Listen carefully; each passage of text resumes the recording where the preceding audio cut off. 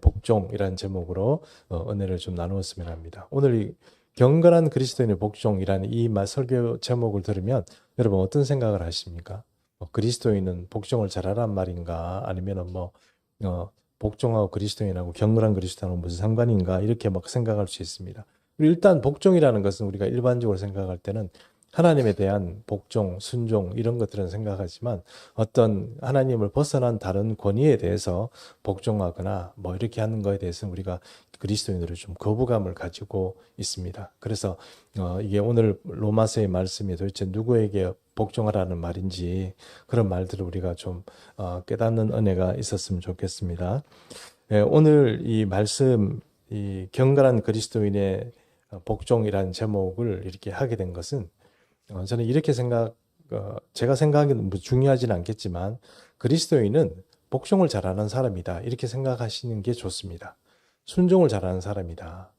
그것은 하나님 보시기에 순종하고 다른 사람들에게는 좀 뭔가 뻗대고 다른 사람에게는 뭔가 만만치 않은 사람으로 보이는 그런 모습으로 보이는 것이 좋은 게 아니고 그리스도인은 누구에게나 보면은 참 친화력이 있고 누가 봐도 참 저 사람은 순종적이고 또 좀 온유하고 또 이렇게 좀 이렇게 친할 수 있는 친화력이 있는 사람이다. 이렇게 생각하는 게 성경적으로 볼 때는 그것이 더 맞다는 그런 어떤 의미에서 오늘 이 말씀을 좀 접근해 보려고 합니다. 제가 그런 의견을 가지고 접근을 하겠다는 뜻이 아니고 성경의 로마서가 사도 바울을 통해서 우리에게 말을 하고자 하는 게 그런 것이다 하는 뜻입니다.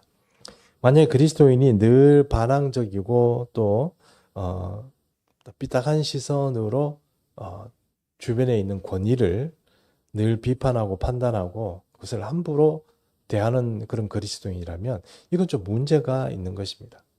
여러분, 우리가 오늘 이 현대 세계를 살면서 자기 개인의 어떤 개성이 중요하고 포스트 모더니즘이라고 그러잖아요. 탈권위주의라고 그러잖아요. 권위주의적인 어떤 사람들에 대해서는 좀 꼰대다 그러고 뭔가 좀 권위적인 어떤 이야기를 하는 사람에 대해서는 뭔가 좀 이렇게 우리가 반감 같은 걸 좀 가지고 있습니다. 교회에도 예전에 우리가 70년대, 80년대, 90년대까지만 해도 교회의 목사님들은 그래도 존경하고 목사님들이 지시하면은 그래도 교우들이 뭔가 좀 지키려고 하는 그런 마음들이 좀 있었는데 요즘은 목사님들이 얘기해도 전혀 감동 없고 지난주에 뭘 얘기했는지도 다 잊어버리고 사는 우리 그리스도인들이 많다는 겁니다. 그만큼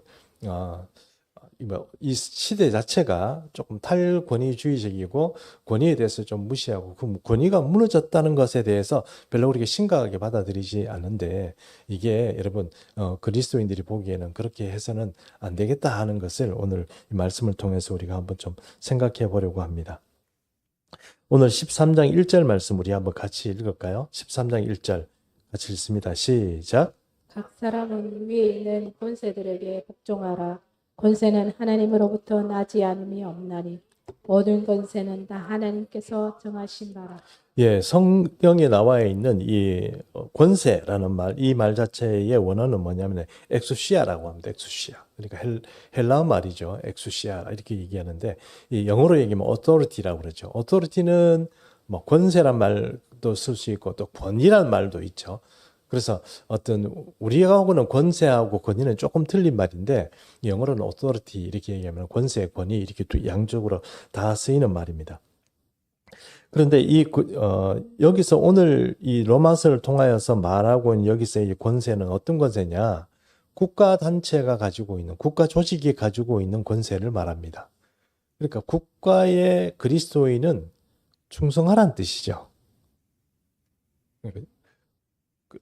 사도 바울이 로마서를 말씀 통해서 그 권세에 복종하라고 얘기하는 것은 결론적인 얘기지만 국가 조직에 대해서 그리스도인이 충성하라 하는 얘기입니다. 그들이 협조적이 되고 시책에 잘 협조해주고 또 세금 내라고 그러면 세금 잘 내고 그렇게 그리스도인들이 그렇게 해라 하는 말을 지금 사도 바울이 얘기하고 있는 것입니다. 근데 여러분 사도 바울이 이 로마서를 쓸 때 로마 시대는 네로 황제 시대였어요. 네로 황제 시대니까 네로 황제가 여러분 얼마나 정말 악한 사람인지 아시잖아요. 예, 그리스도인을 얼마나 많이 괴롭혔고 그리스도인들을 이제 억울하게 로마에 불질러 놓고 로마에 뭐 이렇게 그리스도인이 불질렀다 이렇게 얘기해가지고 그렇게 막 그리스도인들을 괴롭혔던 사람 아닙니까? 예, 그런 사람인데 그런 사람 시대에 사도 바울이 로마 교인들에게 권세에 복종하라 이렇게 말하면 사도 바울의 이야기에 대해서 그래 권세에 복종해야지 이렇게 얘기할 사람이 누가 있겠습니까? 그러나 그럼에도 불구하고 그리스도인은 권세에 복종하는 게 맞다는 겁니다. 그래서 오늘 왜 우리가 권세에 복종해야 되느냐 하는 이야기를 좀 우리가 생각해 보려고 하는데요. 권세란 말에 대해서 성경이 또 하나 한 군데 또 중요한 메시지를 하나 주고 있는 게 있는데 그게 에베소에 나와 있습니다. 에베소서 6장 12절 말씀 한번 보겠습니다. 권사님 좀 읽어 주십시오. 우리의 씨름은 혈과 육을 상대하는 것이 아니요 통치자들과 권세들과 이 어둠의 세상 주관자들과 하늘에 있는 악의 영들을 상대함이라. 여기에 나와 있는 우리가 싸우는 단체, 그러니까 우리가 영적으로 전쟁을 하고 세상에서 우리가 그리스도인으로 살아가기 위해서 겪게 되는 많은 선한 어떤 전투, 이런 전투에 그걸 또 씨름이라고 에베소에서 말하고 있습니다만 이 씨름은 누구하고 하는 것이냐? 혈육에 있는 사람하고 하는 게 아니라는 거예요. 사람하고 하는 게 아니고 여기에 보니까 사도 바울은 4개의 층을 얘기합니다. 그 층이 얘기해 보니까 어떻게 되어 있느냐. 첫째, 통치자들. 그리고 그 위에 혹은 그 배경에 누가 있느냐? 권세자들. 그렇죠? 예. 그리고 그 권세자들 그 뒤에 혹은 그 위에 누가 있느냐? 어둠의 세상 주관자들이 있다는 거예요. 그리고 또 어둠의 세상 주관자들 위에 또 누가 있느냐? 공중권세 잡은 악한 영들이 공중에 이렇게 자리 잡고 있다는 것입니다. 그리고 이 얘기는 어떤 얘기냐면 우리가 상대하는 이 악한 세력, 마귀의 세력, 사탄의 세력이 단순히 귀신, 처녀 귀신, 총각 귀신, 이런 어떤 달걀 귀신, 빨간 종이 줄까, 파란 종이 줄까, 변소 귀신, 화장실 귀신, 이런 식으로 얘기할 게 아니고 그런 귀신 나부랭이들은 사실 아무것도 아니고 그 층들이 아주 우리보다 고도의 전략적이고 또 시스템적으로 발달된 어떤 조직들이 뒷받침하고 있다는 겁니다. 여러분, 천사 조직이 우리보다 못하다고 생각하는 것은 여러분, 우리가 착각하는 거예요. 그 천사 조직이라는 것은 이 악한 마귀도 사탄도 사실은 천사였잖아요. 그 조직도 그냥 전사가 되는 게 아니고 시스템적으로 잘 되어 있다는 것을 우리가 좀 이해할 필요가 있습니다. 그러면 시스템이 잘 되어 있다는 이야기는 위로 올라가면 올라갈수록, 그러니까 오늘 성경 에베소서 6장 12절에 말하고 있는 것처럼 우리가 싸워야 될 그 적군들이, 원수들이 생각보다 우리가 더 깊이 가면 갈수록 더 어떤 전략적이고 더 강력한 힘을 가지고 있는 그런 어떤 존재들이다 하는 것을 에베소 6장 12절을 말하고 있다는 것입니다. 그러나 에베소 6장 12절에서 말하고 있는 이런 조직은 우리가 영적인 전쟁을 말하는, 즉 하나님의 권세의 권위에 도전하는 어떤 그런 세상적인 어떤 권세를 말하는 겁니다. 그러므로 결론적으로 얘기하면 세상은 어떤 식으로 구성이 되어 있느냐. 어떤 공중권세 잡은 자들이 배경이 있고, 가장 최후의 배경이 있고, 그 밑에는 어둠의 세상 주관자들과 또 권력들과 권세들과 또 그 밑에는 통치자들과 또 통치자들의 사주를 받아서 움직이는 여러 사람들, 정치적인 세력들, 이런 것들이 통합이 되어서 세상이 움직여 간다는 거예요. 그러므로 여러분, 우리는 이렇게 생각합니다. 세상 권력에 대해서 무조건 복종 못하죠. 왜요? 그것은 지금 방금 우리가 읽은 것처럼 공중권세가 잡고 통치하고 있는 이 세상 권력. 세상 권력이 왜 하나님에 대해서 원수냐. 지금도 세상 권력 자체는 하나님에 대해서 교회를 핍박하고 믿는 사람들을 핍박하고, 우리나라 대한민국이라는 나라 자체는 지금은 조금 덜합니다만 세계 각국에 나가 보십시오.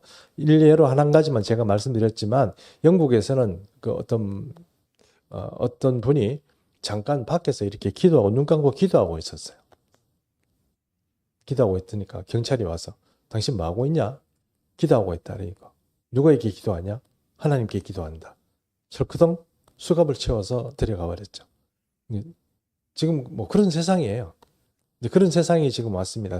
그 우리가 흔히 옛날 말로 구라파라고 얘기하는 서구 열강들도 지금 거기에도 지금 우리가 생각하는 어떤 기독교적인 세계관 이런 것들을 가지고 움직이기에는 좀 곤란한 시대가 되었습니다. 근데 대한민국 나라에 있으니까 그런 게 세상 권력 자체가 교회와 또 믿는 사람에 대해서 적대적이라는 것을 우리가 생각을 안 하지만 사실은 지금 전 세계가 그렇다는 겁니다. 근데 사도 바울은 왜 그런 로마 시대의 네로가 통치하는 그런 상황 가운데서도 그리스도인에게 순종하고 복종하라고 했을까요? 그것은 근본적으로 일반적으로 국가단체는 여러분 우리에게 은총입니다. 국가단체가 없으면 어떤 문제가 생길까요? 우리는 보호를 받지 못합니다. 국가가 없으면 또 괜찮고 국가가 권력이 무너져도 괜찮다고 생각하는 것은 여러분 그게 마귀적인 생각입니다. 왜요? 그게 없으면 하나님께서 보호해 주려고 만들어 놓은 어떤 단체가 조직인데 그게 무너져도 괜찮다고 생각하는 것은 그게 바로 탈권위주의적인 생각 때문에 나온 그런 발상이기 때문에 그렇다는 거예요. 그래서 하나님께서 세상을 지배하는 방식은 두 가지 지배 방식이 있다. 이렇게 생각하시면 되겠습니다. 첫 번째는 직접적인 어떤 통치 방식이 있고 또 간접적인 통치 방식도 있는 것입니다. 직접적인 통치 방식이란 것은 우리가 흔히 교회적으로 얘기하면 말씀 가지고 통치하는 혹은 교회의 통치 혹은 직접적인 통치, 직통계시 이렇게 얘기하면 좀 너무 나이브한 문제지만 그런 것을 통해서 하나님께서 이 땅에 우리 역사에 개입하십니다. 우리의 기도를 들어주시고 특별한 은총을 우리와 함께 하시는 그런 은혜들이 바로 어떤 직통이 아니고 직접적인 어떤 통치다 이렇게 말할 수 있습니다. 그러나 간접 통치도 있죠. 간접 통치란 것은 어떤 것입니까? 간접 통치는 하나님께서 원하시는 사람들을 세워서 그들을 통하여서 이 세상을 통치하도록 하시는 것입니다. 하나님께서 이것을 간접 통치라고 하기도 하고 위임 통치라고 하기도 합니다. 하나님의 권위를 그 사람들에게 위임해서 세상을 통치하도록 맡기셨기 때문에 그렇습니다. 그러므로 우리가 이런 어떤 하나님께서 이 통치하시는 이런 방식들을 잘 이해를 해야 합니다. 그런 이해를 잘 못하게 되면 어떤 생각을 하냐면 세상은 무조건 나쁘고 나는 교회의 말을 들어야 돼. 나는 하나님 말만 들어야 돼. 이런 식으로만 생각하고 교회에서 신앙생활을 좀 잘하는 것 같은데 세상살이가 너무 서툴고 세상을 살아가는데 너무 우리 세상의 어떤 권위나 세상의 법칙이나 법규를 너무 쉽게 이렇게 뭐라고 할까요? 어겨버리거나 아니면 그것들을 무시하거나 이런 것들은 조금 잘못된 태도다 이렇게 말할 수 있다 하는 것입니다. 어떤 분들은 신앙적인 데는 참 좋은데 공동체 안에서 어떤 권위를 인정하는 것에 굉장히 서툽니다. 공동체 안에서 권위를 인정하는 데 서툴어요. 여러분 구역장 세우셨죠? 우리 교회 구역장 있죠? 네, 구역장 너무 무시하지 마십시오. 지나 나나 똑같은 거 아니야 이렇게 생각할 수도 있지만 구역장들 그래도 다 그렇게 우리가 기도하면서 세웁니다. 세울 때는 이유가 있죠. 저분들이 잘 감당해 주실 거다. 저분들이 구역원들을 잘 섬겨 주실 거다. 구역원들을 잘 나름대로 기도해 주고 그렇게 할 거다. 이런 어떤 기대를 가지고 구역장들을 세우는 거거든요. 근데 구역장들 여러분 아무것도 아닌 것 같지만 좀 귀찮은 것도 많거든요. 교회에서 하라고 그러고 목사님이 있고 하라고 이렇게 하라고 그런 게 좀 있거든요. 근데 그런 것들을 이제 나도 바쁜데 뭘 이런 걸 해야 되냐 이렇게 생각할지 모르지만 구역장 하고 나면 부담도 생기고 그렇잖아요. 그래 여러분 그런 것이 이제 하나님께서 다 그래도 간접적으로 그들에게 이렇게 뭔가 이렇게 맡긴다 하는 것입니다. 그러므로 그런 권위에 대해서 조금 인정을 해주고 우리 구역장님 이렇게 해야 되는 거지 시키면 내가 해야 되나? 이런 식으로 자꾸 이렇게 그렇게 하는 것은 조금 이제 문제가 있다는 것입니다. 저도 여러분 늘 여러분께 말씀드리는 게 한 가지가 있는데 저도 젊을 때 저는 우리 교회 목사님이 저도 큰 교회는 충성교회 외에는 거의 작은 교회들을 많이 다녔습니다만 목사님들이 이렇게 청년 때부터 시작해서 제가 또 일을 얼마나 좀 잘하게 생겼습니까? 그럼 이렇게 하라고 그러고 자꾸 불러내고 그러면 우리 목사님은 사람에 대한 욕심이 너무 많아.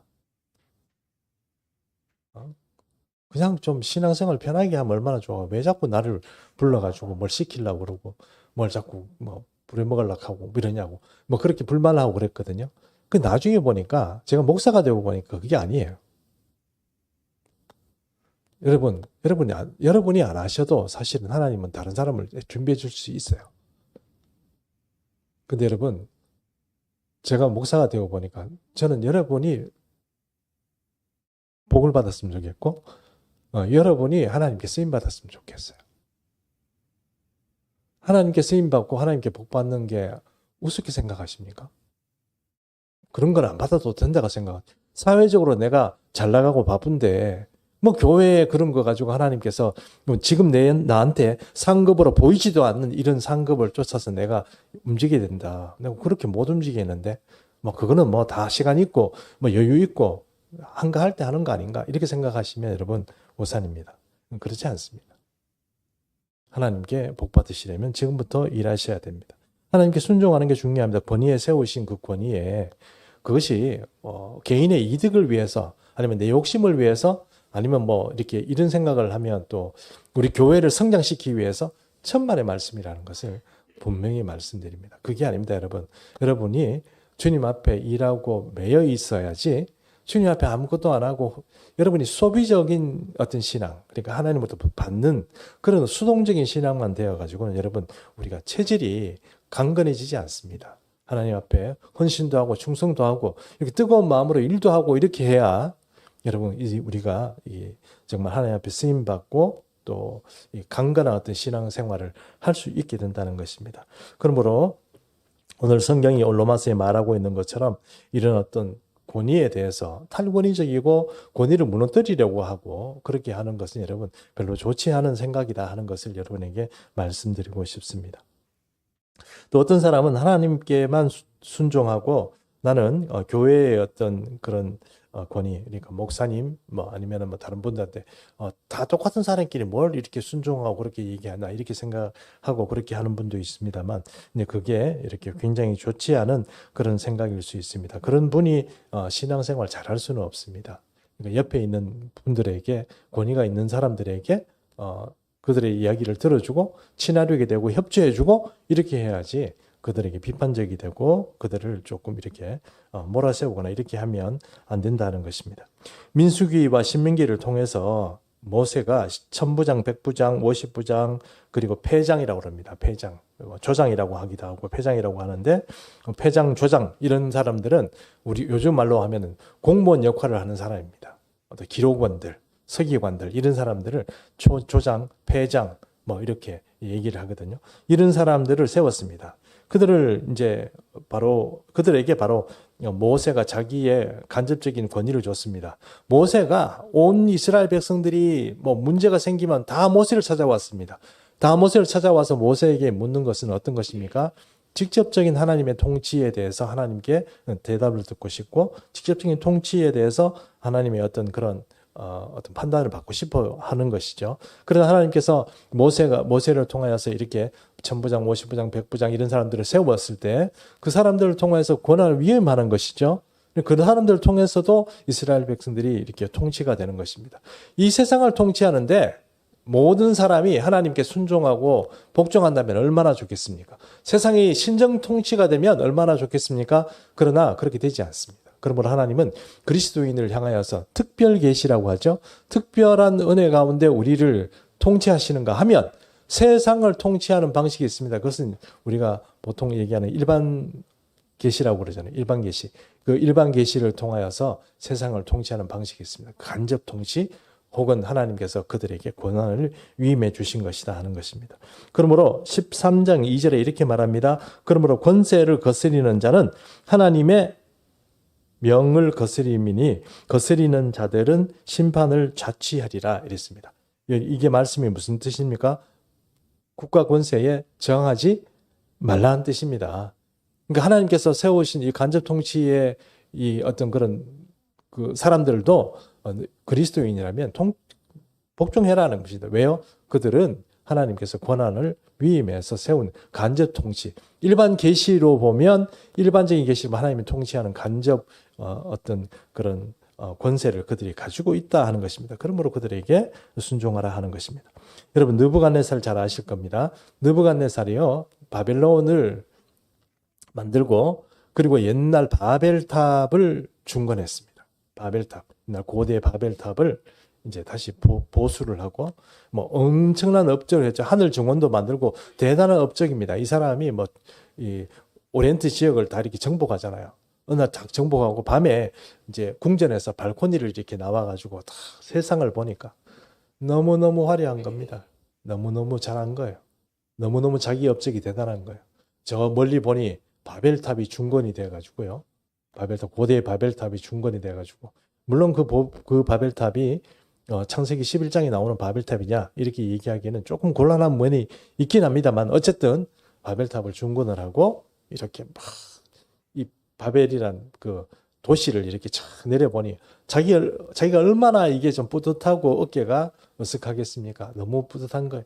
그래서 자기는 나름대로 이게 정말 너무 어떤 그 용기백배하고 좀 그 영광이 나에게 이렇게 막 이렇게 막 올라가고 있는 그 시점에 이 정말 내가 정말 대단한 일을 했구나 하고 말하는 그 시점에 다니엘서 4장 31절에 이렇게 말합니다.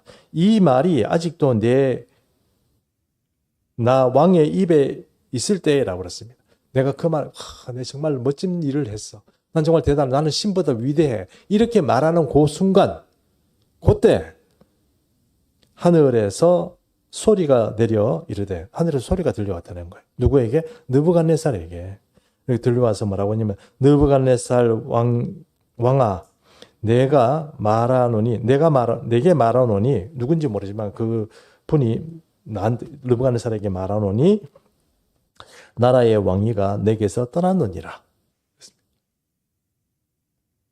내가 이만큼 해놨는데 누가 나를 대적하기로 이렇게 생각하는데 그 말을 가지고 자기가 지금 뿌듯해가지고 자기 칭찬을 하고 나는 정말 멋진 놈이야 이렇게 말하고 있는 그 시점에 하늘에서 소리가 들려. 너 실각이야. 너 이제 왕에서 탈락이야. 또 이런 소리가 들렸다는 거예요. 그리고 나서 여러분 정말 이 느부갓네살이 몇 년 동안 7년 동안 정말 자기 표현으로 따르면 성경적인 표현에 나오는 자기 표현대로 따르면 7년 동안 짐승처럼 살았습니다. 짐승처럼 왕이었는데 짐승처럼 헤매다가 7년이 딱 되자마자 하나님께서 정확하게 7년 만에 이 사람을 다시 왕권을 복직시켜 줍니다. 그러자 이 사람이 이게 원래 여러분 아시냐고 꿈을 꿨는데 그게 꿈을 누가 해석해 줬습니까? 다니엘이 해석해 줬거든요. 그래서 자기가 이게 하나님으로부터 왔고 이것이 하늘의 하나님으로부터 내게 들리는 음성이라는 것은 알잖아요. 그러니까 이 사람이 복군하자마자 전 바벨론 이 산하에 있는 모든 제후들에게 공문을 씁니다. 조서를 내려요. 조서를 내리는데 보면 이 조서 중에 조서의 내용 중에 이런 말이 나옵니다. 다니엘서 4장 37절. 그러므로 지금 나 느부갓네살은 하늘의 왕을 찬양하며 왕이 누구라고요? 하늘의 왕. 나는 이 지상에서 있는 아무것도 아니고 사실은 하늘의 왕이 있다는. 하늘의 왕을 찬양하며 칭송하며 경배하노니 이렇게 세 개의 이야기로 얘기합니다. 찬양하며 칭송하며 경배하노니 그의 왕이 다 진실하고 그의 행하심이 의로우심으로 교만하게 행하는 자를 그가 능히 낮추심이로다 이랬습니다. 나 같은 사람 낮추고 높이고 이거 그 왕에게는 어때요? 아무것도 아니라는 거예요. 그 세상의 권력을 가지고 있는 느부갓네살조차 바로 이런 조서를 내려서 위대하신 하나님, 그 세상의 모든 것을 통치하시는 그 권세가 하나님으로부터 난다는 것을 지금 느부갓네살을 통해서 우리에게 말하고 있는 것입니다. 느부갓네살조차 우리가 알고 있는 통장, 이장, 업장, 면장 또 뭐 있습니까? 시스템을 제가 잘 모르겠네요. 그 위에 뭐 구청장 뭐 이렇게 구청장 얘기는 없겠죠.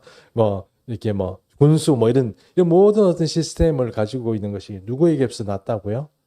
하나님으로부터 났다. 우리가 생각하는 것처럼 영적 전쟁을 한다고 해서 그런 사람들하고 멱살 붙잡고 싸워야 되는 것이 아니고 우리가 싸워야 될 사람은 그런 사람들이 아니고 누구라고요? 어쩌면 세상 권세지 이런 사람들 가지고 싸우고 그런 사람들한테 뭐, 내가 교회에 뭔데 어떻게 막 이렇게 싸워야 돼서 그런 문제는 아니라 하는 것입니다. 그러므로 세상의 모든 권세는 하나님으로부터 난다는 것을 우리가 먼저 좀 이해를 해야 한다는 것입니다. 일반적인 그리스도인들은 그런 생각을 잘 안 하는데 우리가 그 생각을 해야 한다는 것입니다. 하나님은 간접적으로 세상을 통해서 일반 계시를 통하여서 통치를 하고 있다는 것을 우리가 이해한다는 것입니다. 오늘 성경이 말하고 있지는 않은데 그러면 그럼 권세를 잡은 자들은 마음대로 해도 되냐? 그렇지는 않겠죠. 권세를 잡은 사람들은 마음대로 해서 안 됩니다. 마음대로 해서는 안 되고 반드시 법을 따라야 합니다. 그래서 세상에는 법이 있는 것입니다. 그래서 그 법이라는 것이 있고 이 유대인들에게 이스라엘 백성들에게 제사장의 나라가 되면서 하나님께서 그들에게 십계명과 합쳐서 여러 가지 어떤 계시를 통하여서 이 법을 주시는 것처럼 세상에는 반드시 그것들이 돌아가는 데 어떤 법이 필요하다는 것입니다. 하나님께서는 세상을 통치하시는 나름대로의 법들을 다 가지고 있습니다. 그 법들은 악을 자행하는 것이 아니고 그 법들을 잘 보면 악을 방지하도록 되어 있습니다. 선을 독려한다기보다는 악을 방지하는 것이 법의 어떤 기능으로서 전 세계 문명 구조 중에 있습니다. 도둑질하는 것, 간음하는 것 이런 것들을 전부 다 단속하고 그렇게 못하도록 하게 있는 것이 세상의 법이다 이렇게 말할 수 있다는 것입니다. 과거에 우리가 그 세계사를 통해서 배운 거 지식 중에 왕권 신수설이라는 게 있습니다. 왕권 신수설. 이웃나라 일본도 지금 왕권 신수설 때문에 이 일본의 뭡니까?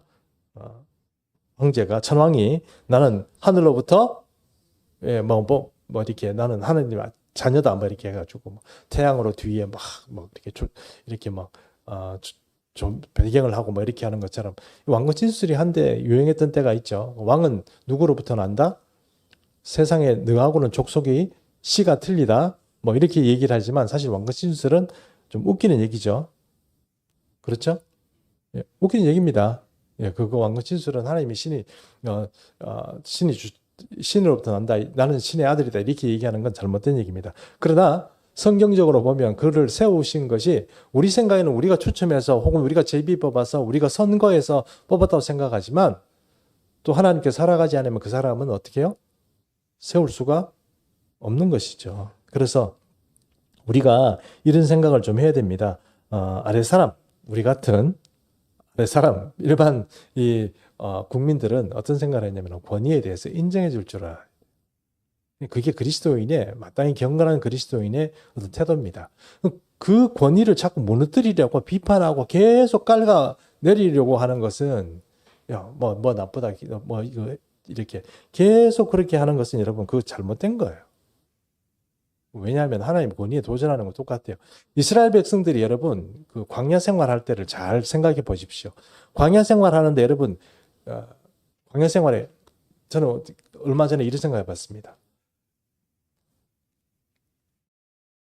이스라엘 백성들 진영 중에 갑자기 내가 급동이 왔어요. 급동 아시죠? 이거 어떻게 처리해야죠? 자, 200만이나 되는 대군이 함께 움직이는 이 진영이 있는데 내가 급동을 처리해야 되는데 이거 어떻게 처리하죠? 진영 밖에 나가야 될 거 아닙니까? 그렇죠? 진영 밖으로 나가야 되는 거죠. 얼마나 멀까요? 한참 가야 될 것 같은데요. 그렇죠? 광야 생활하는데 생활이 편하겠습니까? 프라이버시가 보장이 될까요? 그럼 불편하잖아요. 그럼 이스라엘 백성들이 하나님이나 모세에 대해서 불평하는 게 진짜 이스라엘 백성들이 못돼 처먹어서 그렇다 이렇게 말할 수 있습니까? 저는 그렇게 못할 것 같은데요. 급동 맞아 보니까 와 진짜 그런 일이 생각이 들더라고요. 좀 더러운 얘기해서 죄송합니다만 이스라엘 백성들이 보십시오. 내 삶을 살아가는데 세상을 살아가는데 우리가 다 불편하고 어렵고 힘든 게 다 있어요.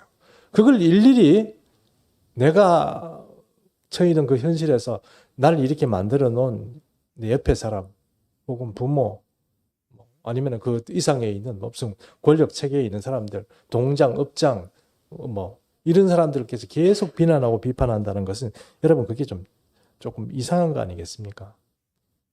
결국은 그게 누구를 비판하는 거라 그들을 세운 하나님을 비판하는 거고 그들을 깎아내린다 하는 것입니다. 그러므로 이런 문제에 있어서 우리가 잘 생각하고 움직여야지 그렇게 생각하지 않고 함부로 그들의 권위를 무너뜨리는 것은 잘못되었다 하는 것입니다. 자, 가장 좋은 통치자의 예로 다윗을 하나만 보겠습니다. 오늘 될 수 있으면 빨리 하려고 그랬더니 우리 얘기가 조금 길어졌네요. 다윗 얘기를 잠깐만 하겠습니다. 다윗은 여러분, 이 다윗이 여러분 생각하는 것보다 대단한 사람입니다. 옛날 아수르 아시죠? 아시리아가 유다를 쳐들어왔습니다. 유다를 쳐들어왔는데 그때 데리고 온 대군이 한 30만쯤 됩니다.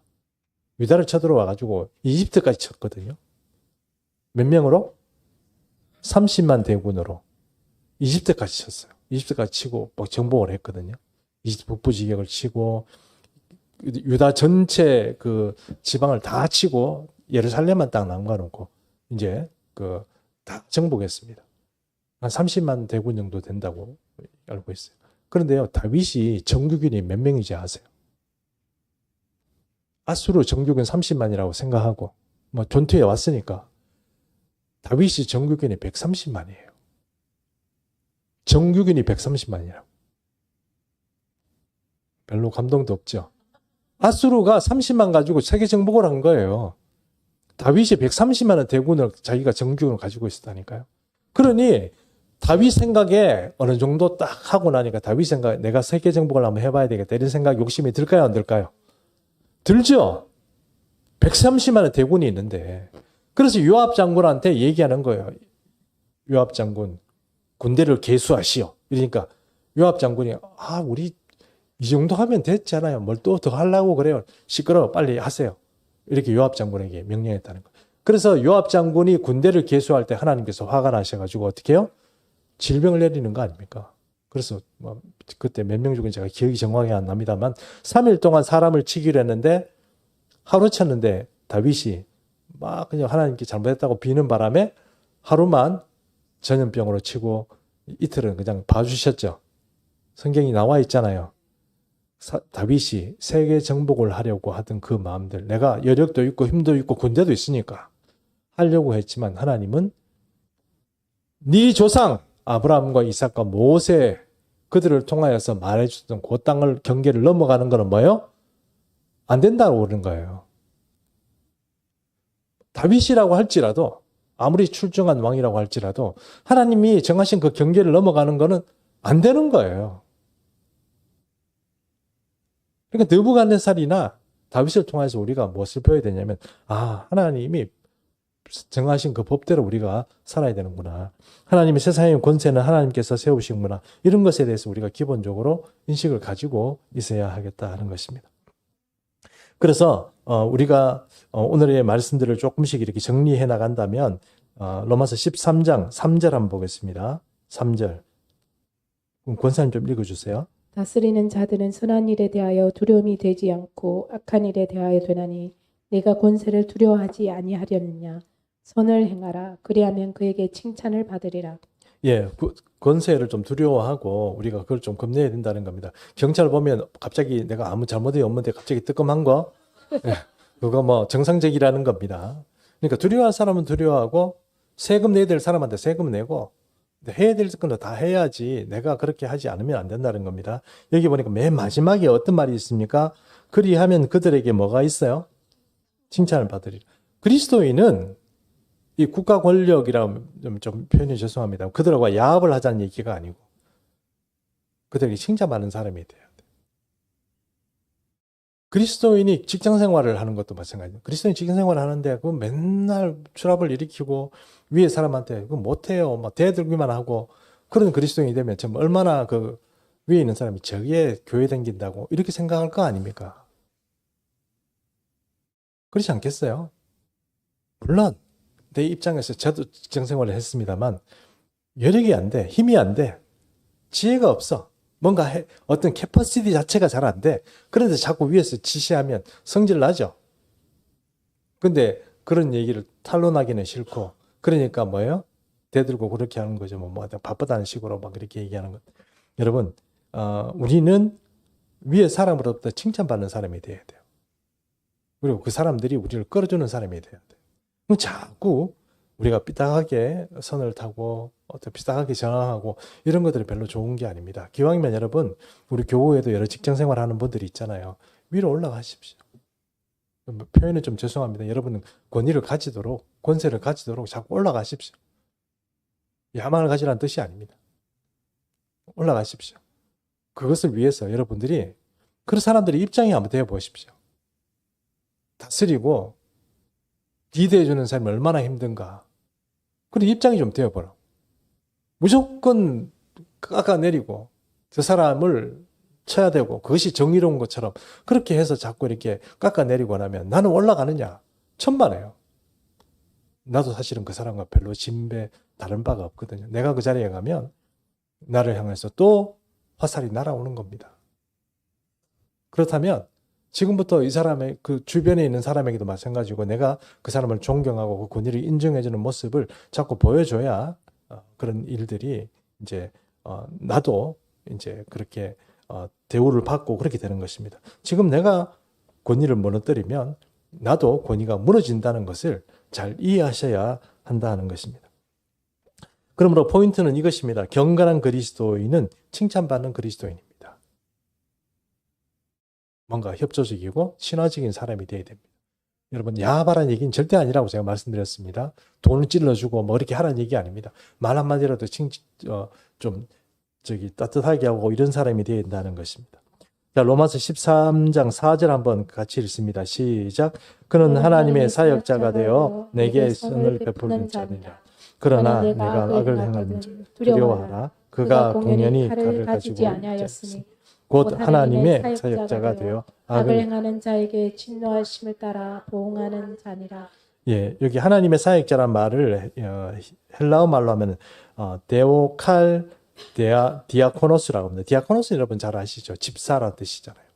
우리 보통 집사라고 얘기합니다만 일반적으로 사역자 이렇게 말하면 되겠습니다. 하나님의 사역자가 누구냐면 공무원들, 국가에서 일하는 사람들이 하나님의 사역자가 됐다는 것입니다. 그러면 여러분 우리가 그런 사역자가 되어 있는데 우리 일반 은총에서 그렇다는 거예요. 특별 은총 우리가 하나님의 어떤 직접적인 계시를 통치 안에 살아가는 우리와는 조금 다르지만 일반 은총은 그렇게 되었다는 것입니다. 그러므로 우리가 이런 문제를 생각하고 반드시 그들의 권위를 세워주고 두려워할 자는 두려워하고 그렇게 해야 된다는 것입니다. 13장 5절 읽겠습니다. 제가 읽겠습니다. 그러므로 복종하지 아니할 수 없으니 진노 때문에 할 것이 아니라 양심을 따라 할 것입니다. 양심을 따라 하는 건 뭡니까? 내 마음에 따뜻한 것을 가지고 진실하게 그렇게 하라는 겁니다. 위배되게 거짓으로 그렇게 하지 말고 진심으로 그렇게 하라 하는 것입니다. 그러므로 결론적으로 얘기하면 모든 권세는 하나님으로부터 온다는 것을 우리가 인정해야 되고 또 그런 권위를 우리가 존중해야 된다는 것을 우리가 생각해 볼 수 있습니다. 최근 우리나라도 그렇고 미국도 그렇고 유럽도 그렇고 다른 예를 들어 중국이나 이런 데는 중국, 베트남 이런 데는 그런 게 있을 수가 없습니다만 이 여러 NGO 단체 그다음에 무슨 여러 또 이권단체 이런 것들이 너무 많이 생겼어요. 그러니까 이 사람들이 자꾸 떠들고 뭐 이렇게 막 문제를 일으키면 돈이 되거든요. 그리고 이 사람들이 너무 많이 생기다 보니까 이게 뭐가 진실인지 뭐가 가짜인지 모를 그런 세상살이를 우리가 지금 하고 있거든요. 그러니까 먼저 뭐 경찰이 됐든 뭐 누가 됐든 뭐 이렇게 권위를 행사하는 그 문제에 있어서 뭔가 저항하고 뭔가 반대하고 뭔가 항거하는 것 이런 것들이 우리 시대에는 돈이 되는 시대고 그것이 뭔가 똑똑해 보이는 시대가 되어버린 것 같습니다. 그러나 그리스도인은 그렇게 하지 말아야 할 것입니다. 물론 권력 자체가 교회를 핍박하고 그렇게 대해서는 좀 우리가 또 그때는 좀 다른 문제이기도 합니다. 일반 은총 안에서 우리가 그들에게 순종하고 그들을 신뢰하고 협조적이 된다 하는 것을 말할 수 있다는 것입니다. 그래서 13장 6절 7절 말씀이 나와 있는데요. 6절 말씀 권사님 좀 읽어주십시오. 너희가 조세를 바치는 것도 이로 말미암음이니라. 그들이 하나님의 일꾼이 되어 바로 이 일에 항상 힘쓰느니라. 7절 제가 읽습니다. 모든 자에게 줄 것을 주되 조세를 받을 자에게 조세를 바치고 관세를 받을 자에게는 관세를 바치고 두려워할 자는 두려워하며 존중할 자를 존경하라. 예, 이것이 우리에게 주시는 말씀입니다. 공무원들 너무 함부로 알고 국가 조직 자체를 허물어뜨리려고 그리스도인들이 앞서는 것, 이것들은 여러분 문제입니다. 그러므로 오늘 이 성경이 분명히 말하고 있는데도 자기 생각을 쫓아서 너무 함부로 비판하거나 너무 욕하는 것, 이런 것들을 잘 생각해 바랍니다. 그들도 사실 여러분 다 우리와 똑같은 그런 인간입니다. 그러나 단지 틀린 게 있으면 그들은 하나님께서 지금 뽑아 세우셨다는 것을 우리가 잘 이해할 필요가 있는 것입니다. 하나님이 세우신 것을 우리 스스로 이렇게 무너뜨리려고 그렇게 애쓰는 그런 일이 없었으면 합니다. 오늘의 말씀을 잘 이해하시고 오늘 우리가 세상살이를 살아갈 때 경건한 그리스도인으로 그들에게 인정받는 그런 그리스도인으로 살아가시기를 축복합니다. 다 일어나셔서 찬양하겠습니다.